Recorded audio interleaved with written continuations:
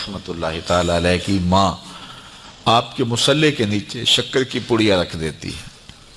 چونکہ بیٹا شکر سے پیار کرتا تھا تو کہا کہ بیٹے نماز پڑھا کرو، شکر ملے گی۔ تو شکر کی پڑیا چپکے سے مصلے کے نیچے رکھ دیتی ہے۔ بیٹا سلام پھیرتا ہے، مصلہ اٹھاتا ہے تو شکر کی پڑیا مل جاتی ہے۔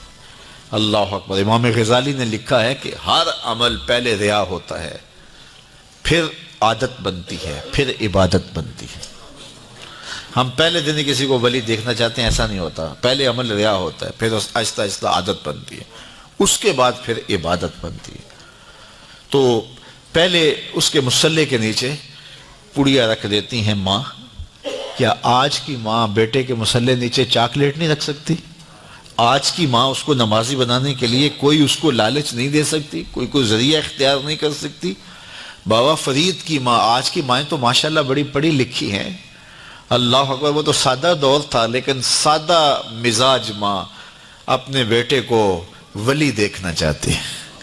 آج کی ماں اپنے بیٹے کو ڈاکٹر دیکھنا چاہتی ہے، انجینئر دیکھنا چاہتی ہے، اچھا بزنس مین دیکھنا چاہتی ہے۔ میں کہتا ہوں بنے، ہمیں خوشی ہے، لیکن سب سے پہلے ماں یہ سوچے کہ میں اپنے بیٹے کو عاشق رسول دیکھنا چاہتی ہوں، میں اپنے بیٹے کو اچھا انسان دیکھنا چاہتی ہوں، اچھا مسلمان دیکھنا چاہتی ہوں۔ باقی صفات بھی اس میں پیدا ہوں، لیکن جو بنیادی صفت ہے وہ بچے کے اندر کوٹ کوٹ کے بھر دی جائے۔ تو حضرت بابا فرید کی ماں پڑیا رکھ دیتی ہے شکر کی۔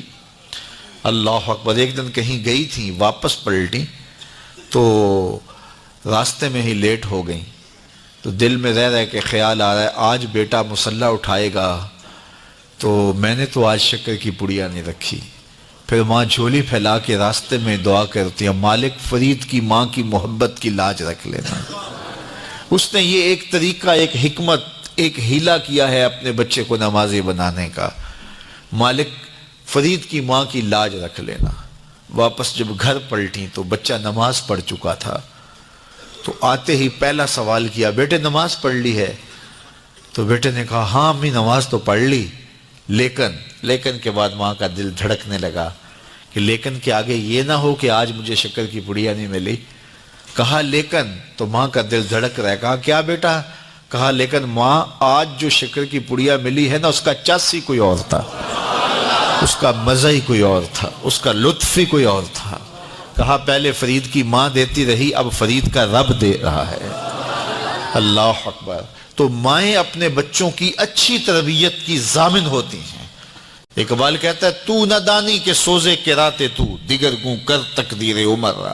میری بہن تو نہیں جانتی، اگر تو بہن ہو کے قرآن پڑھے تو تیرے بھائی عمر کی تقدیر بدلے گی، اور اگر ماں ہو کے قرآن پڑھے تو بیٹا نیزے کی نوک پہ قرآن سنائے گا۔ تو یہ ماں کا اثر ہوتا ہے، ماں کی تربیت کا رنگ ہوتا ہے۔ حضرت خواجہ قطب الدین بختیار کاکی رحمۃ اللہ تعالی علیہ 14 پاروں کے حافظ تھے۔ جب استاد کے پاس پڑھنے گئے پہلے دن 5 سال 4 سال کی عمر میں، تو استاد نے کہا پڑھو الف لام میم، تو بیٹا سارا پارہ سنا دیتا ہے۔ کہا چلو بیٹا پڑھو سیقول السفہاء، تو وہ بھی پورا پارہ سنا دیتے ہیں۔ تلک الرسل فضلنا، پورا پارہ سنا دیتے، 14 پارے یوں سنا دیتے ہیں۔ کہا مجھے یہاں سے پڑھاؤ سبحان الذی اسریٰ بعبدہ۔ تو استاد حیرت سے کہتا ہے بیٹے جہاں سے 14 پارے حفظ کیے ہیں اسی درسگاہ سے باقی 16 بھی حفظ کر لیتے۔ کہا میری ماں کو آتے ہی 14 پارے تھے، حفظ 14 پارے میری ماں نے کیے تھے، اور صبح جب اٹھتی تھی کام بھی کرتی رہتی تھی اور قرآن بھی پڑھتی رہتی تھی، اور یہ 14 پارے ہمیں بچپن میں ماں کی گود میں یاد ہو گئے۔ اللہ اکبر۔ جب ماں ایسی ہو تو بیٹا قطب الدین بختیار کاکی ہی بنے گا، ماں مائی راستی ہو تو بیٹا بابا فرید بنے گا، اور ماں ایسی پاکیزہ صفت ہو کہ اس نے غیر محرم کو نہیں دیکھا تو بیٹا شیخ عبد القادر جیلانی ہی ہوگا، اور ماں فاطمہ ہو تو بیٹا حسین اور حسن ہی ہوگا نا۔ تو ماؤں کی تاثیر ہوتی ہے، ماؤں کی تربیت کا رنگ اترتا ہے اولاد کی تربیت میں، اور ان کی عادات میں جھلکتا ہے۔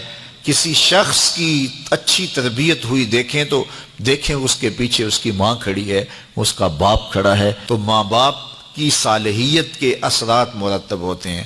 تو باپ اپنی اولاد کو حرام کا ایک لقمہ بھی نہ کھلائے، اور ماں اپنی عصمت کی حفاظت اپنی جان سے بڑھ کر کے کرے تو پھر نتیجہ کیا ہوگا کہ صالح اولاد پیدا ہوگی۔